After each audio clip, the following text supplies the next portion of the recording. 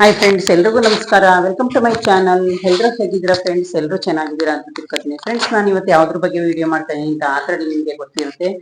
Friends, ನಾನು ಇದ್ರ ಬಗ್ಗೆ ನೆನ್ನೆನೂ ಒಂದು ವಿಡಿಯೋನ ಹಾಕಿದ್ದೀನಿ. ನಾನು ಯಾವ ವಿಡಿಯೋ ಅಂತ ಅಂದ್ರೆ ಫ್ರೆಂಡ್ಸ್, ಪಿ ಎಫ್ ಬಗ್ಗೆ ನಾನು ನಿಮಗೆ ವಿಡಿಯೋ ಹಾಕಿದೆ. ಫ್ರೆಂಡ್ಸ್, ಪಿ ಎಫ್ ಬಗ್ಗೆ ಏನಾಗಿದೆ ಅಂತ ಹೇಳಿದ್ರೆ ಫ್ರೆಂಡ್ಸ್, ನಾನು ನಿನ್ನೆ ಬಂದು ನಮ್ಮ ಆಫೀಸ್ಗೆ ಹೋಗಿದ್ದೆ. ನಮ್ಮ ಆಫೀಸ್ಗೆ ಹೋಗಿದ್ರೆ ಫ್ರೆಂಡ್ಸ್ ಏನಂತ ಹೇಳಿದ್ರು ಅವರು, ನೀವು ಕೆಲ್ಸಕ್ಕೆ ಸೇರ್ಕೊಳ್ಳುವಾಗ, ಬೇರೆ ಕಡೆ ಕೆಲ್ಸಕ್ಕೆ ಸೇರ್ಕೊಳ್ಳುವಾಗ ಪಿ ಎಫ್ ನ ನಾವು ಫ್ರೆಂಡ್ಸ್ ಏನ್ ಮಾಡ್ತೀವಿ, ಪೇಮೆಂಟ್ ಸ್ಲಿಪ್ ನ ತಗೊಂಡೋಗಿ ಕೊಟ್ಬಿಡ್ತೀವಿ. ಪೇಮೆಂಟ್ ಸ್ಲಿಪ್ ನ ತಗೊಂಡೋಗಿ ಕೊಟ್ರೆ ಏನಾಗುತ್ತೆ, ಅವರು ನಾವು ಅಟ್ಯಾಚ್ ಮಾಡ್ಕೋತೀವಿ, ಕಂಟಿನ್ಯೂ ಆಗುತ್ತೆ ಅಂತ ಹೇಳ್ತಾರೆ. ಆದ್ರೆ ಫ್ರೆಂಡ್ಸ್, ಅದು ಒಬ್ಬೊಬ್ರು ಮಾಡೋದೇ ಇಲ್ಲ ಫ್ರೆಂಡ್ಸ್. ಅದು ನೋಡಿ, ಇವಾಗ ನಂದೇನಾಗಿದೆ ಅಂದ್ರೆ, ಈಗ ಫ್ರೆಂಡ್ಸ್ ನನಗೇನಾಗಿದೆ ಅಂದ್ರೆ, ಅವರು ಏನ್ ಹೇಳಿದ್ರು, ಟ್ರಾನ್ಸ್ಫರ್ ನೀವು ಇನ್ನೊಂದು ಕಂಪ್ನಿಗೆ ಕೆಲಸ ಮಾಡಕ್ ಹೋದ್ರೆ ನೀವೇನ್ ಮಾಡ್ಬೇಕು, ಅವರು ನಾವು ಪೇಮೆಂಟ್ ಸ್ಲಿಪ್ ಕೊಡ್ತೀವಿ ಇನ್ ಕಡೆ, ಅದು ಕಂಟಿನ್ಯೂ ಮಾಡ್ತೀವಿ, ಇದಕ್ಕೇನೆ ಪೇಮೆಂಟ್ ಸ್ಲಿಪ್ ತಂದು ಕೊಡಿ ಅಂತ ಹೇಳ್ತಾರೆ. ಅವಾಗ ನಾವು ಕೊಟ್ರೆ ಫ್ರೆಂಡ್ಸ್ ಅದರಲ್ಲಿ ಪಿ ಎಫ್ ನಂಬರ್ ಎಲ್ಲ ಇರುತ್ತೆ. ಆಮೇಲೆ ಏನಾಗುತ್ತೆ, ಅವರು ಮಾಡೋದೇ ಇಲ್ಲ ಫ್ರೆಂಡ್ಸ್. ಇವಾಗ ನಂದು ಅದೇ ಇಶ್ಯೂ ಆಗಿರೋದು. ನನಗೆ ಅವ್ರು ಏನ್ ಮಾಡಿದ್ರೆ, ನಾನು ಇಲ್ಲಿದ್ದು ಪೇಮೆಂಟ್ ಸ್ಲಿಪ್ ತಗೊಂಡೋಗಿ ಅವ್ರಿಗೆ ಕೊಟ್ಟಿದ್ದೆ. ಯಾಕೆ ಅಂದ್ರೆ ESI ಗೆ ಮತ್ತೆ ಪಿ ಎಫ್ ಗೆ ಅಟ್ಯಾಚ್ ಆಗುತ್ತೆ ಅಂತ ಹೇಳಿದ್ರು ಅವರು. ಅದಕ್ಕೆ ನಾನ್ ತಗೊಂಡೋಗಿ ಕೊಟ್ಟಿದ್ದೆ. ಇವಾಗ ನೋಡಿದ್ರೆ ಫ್ರೆಂಡ್ಸ್, ಅಲ್ಲಿ ಹೋಗಿ ಕೇಳಿದ್ರೆ ಇವರು ನಾನು ಫಸ್ಟ್ ಕೆಲಸ ಮಾಡ್ತಾ ಇದ್ನಲ್ಲ, ಇವ್ರದ್ದು ನಾನು ಇಲ್ಲಿ ಜಾಸ್ತಿ ವರ್ಷ ಮಾಡಿದೀನಿ ಇನ್ಕೊಳ್ಳಿ, 10 ಇಯರ್ಸ್. ಅಲ್ಲಿ ನಾನು ಒಂದು 4 ಮಂತ್ ಮಾಡಿದೀನಿ. ಈಗ ನನ್ಗೇನ್ ಇಶ್ಯೂ ಆಗಿದೆ ಅಂದ್ರೆ, ಈಗ ನನ್ಗೆ 10 ಇಯರ್ಸ್ದು ಪಿ ಎಫ್ ತಗೋಬೇಕು ನಾನು. ಆದ್ರೆ ನಾನು ಇವಾಗ 4 ತಿಂಗಳು ಕೆಲಸ ಮಾಡಿದ್ನಲ್ಲ, ಅವ್ರೇನ್ ಮಾಡಿದ್ದಾರೆ ತಪ್ಪು ಅಂದ್ರೆ ಫ್ರೆಂಡ್ಸ್, ಅವರು ಟ್ರಾನ್ಸ್ಫರೇ ಮಾಡಿಲ್ಲ.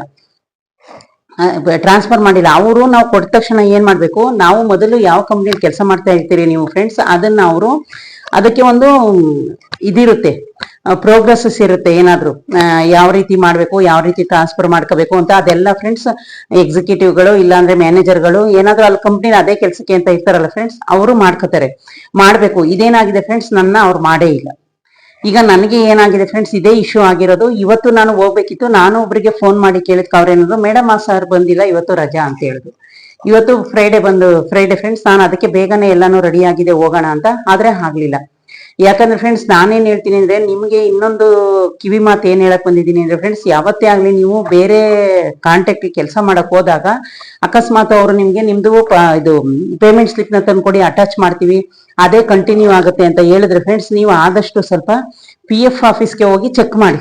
ಏನಂತ ಚೆಕ್ ಮಾಡ್ಬೇಕು ನೀವು ಅಂತಂದ್ರೆ, ಏನಿಲ್ಲ, ನೀವು ಮೊದಲ ಕಂಪ್ನಿಯಿಂದ ಈ ಕಂಪ್ನಿಲಿ ಕೆಲಸ ಮಾಡ್ತಾ ಇದ್ದೀರಲ್ಲ, ಈ ಕಾಂಟ್ಯಾಕ್ಟ್ಗೆ ಟ್ರಾನ್ಸ್ಫರ್ ಆಗಿದೆಯಾ ಇಲ್ವಾ ಅಂತ. ಇದೊಂದನ್ನ ದಯವಿಟ್ಟು ಯಾರು ಮರಿಬೇಡಿ ಫ್ರೆಂಡ್ಸ್. ಯಾಕೆಂದ್ರೆ ಈಗ ನೋಡಿ, ನನ್ಗೆ ಎಷ್ಟು ಕಷ್ಟ ಆಗ್ತಾ ಇದೆ. ಈಗ ನಾನು ನಾಳೆ ಸಾಟರ್ಡೆ ಅದು ಆಫೀಸ್ ಇರುತ್ತೋ ಇಲ್ಲ ರಜೆನೋ ನಮ್ಗಂತೂ ಗೊತ್ತಿಲ್ಲ ಫ್ರೆಂಡ್ಸ್. ನಿಮ್ಗೆ ಗೊತ್ತು, ಕಾರ್ಪೊರೇಟ್ ಆಫೀಸ್ಗಳು, ಹೆಡ್ ಆಫೀಸ್ಗಳು ಸಾಟರ್ಡೆ ಸಂಡೇ ರಜೆ ಇರುತ್ತೆ. ಅವ್ರೇನ್ ವರ್ಕ್ ಮಾಡಲ್ಲ ಸಾಟರ್ಡೆ ಸಂಡೇ, ಎಲ್ಲೋ ಒಂದೊಂದು ಕಂಪ್ನಿಲಿ ಇರುತ್ತೆ ಕೆಲಸ ಅಷ್ಟೇ.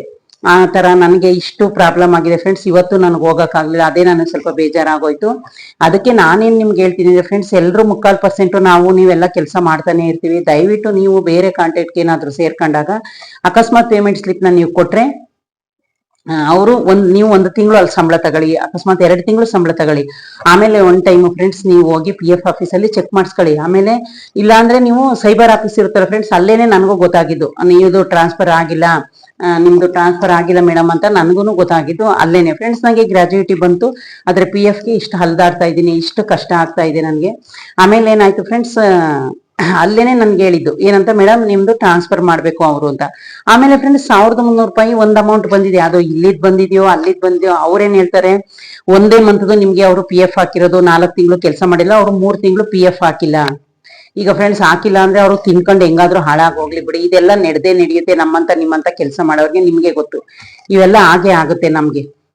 ಆ ತರ ಆಗಿದೆ ಫ್ರೆಂಡ್ಸ್. ಅದಕ್ಕೆ ದಯವಿಟ್ಟು ನೀವು ಬೇರೆ ಯಾರಾದ್ರೂ ಮತ್ತೆ ಒಂದು ಕಾಂಟ್ಯಾಕ್ಟ್ ಇಂದ ಇನ್ನೊಂದು ಕಾಂಟ್ಯಾಕ್ಟ್ ಕೆಲ್ಸಕ್ಕೆ ಹೋದ್ರೆ, 1 ತಿಂಗಳು 2 ತಿಂಗಳು ಸಂಬಳ ತಗೊಂಡ್ಮೇಲೆ ನೀವು ಅವ್ರಿಗೆ ಪೇಮೆಂಟ್ ಸ್ಲಿಪ್ ಕೊಟ್ಟಿರ್ತೀರಲ್ಲ, ದಯವಿಟ್ಟು ಟ್ರಾನ್ಸ್ಫರ್ ಆಗಿದೆಯಾ ಇಲ್ವಾ ಅಂತ ನೀವು ಪಿ ಎಫ್ ಆಫೀಸ್ಗೆ ಹೋಗಿ ಚೆಕ್ ಮಾಡಿ.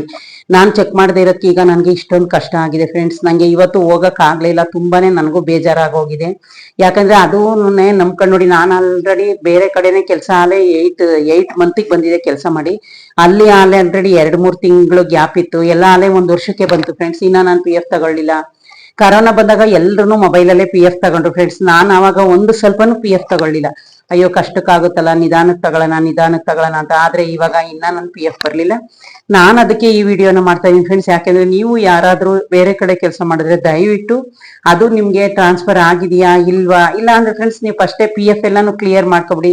ಕ್ಲಿಯರ್ ಮಾಡ್ಕೊಂಡೇನೆ ಇಲ್ಲ ಬೇರೆ ಕಡೆ ಕೆಲ್ಸಕ್ಕೆ ಹೋಗಿ. ಯಾಕೊತ್ತಾ, ನಾವು ಪಿ ಎಫ್ ಅಪ್ಲೈ ಮಾಡಿದ್ರೆ ಒಂದು 30 ದಿವಸ ಇಲ್ಲಾಂದ್ರೆ 15 ಡೇಸ್ 15 ದಿವಸಕ್ಕೆಲ್ಲ PF ಬಂದ್ಬಿಡುತ್ತೆ ಅಂತ ಹೇಳ್ತಾರೆ ಫ್ರೆಂಡ್ಸ್.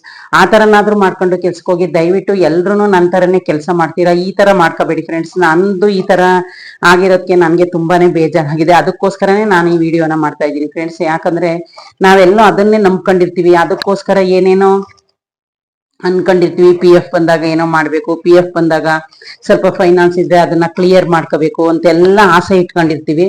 ಆದ್ರೆ ಫ್ರೆಂಡ್ಸ್ ನಂದು ಈ ತರ ಆಗಿದೆ. ನಾನು 1 ರೂಪಾಯಿ PF ತೆಗ್ದಿಲ್ಲ ಫ್ರೆಂಡ್ಸ್, 1 ರೂಪಾಯಿನೂ ನಾನು ತೆಗಿಲಿಲ್ಲ. ಯಾಕಂದ್ರೆ ಎಷ್ಟೇ ಕಷ್ಟ ಬಂದ್ರು ನನ್ನ ಮನ್ಸಲ್ಲಿ ಇದ್ದಿದ್ದು ಒಂದೇ ಫ್ರೆಂಡ್ಸ್, ಅದು ಲಾಸ್ಟ್ ಅಲ್ಲಿ ಒಟ್ಟಿಗೆ ಎತ್ಕೊಳ್ಳೋಣ ಅನ್ನೋದೊಂದು ಆಸೆ ಇತ್ತು ನನ್ಗೆ. 10 ಇಯರ್ಸ್ ನಾನು 10 ರೂಪೀಸ್ ಎತ್ತಿಲ್ಲ.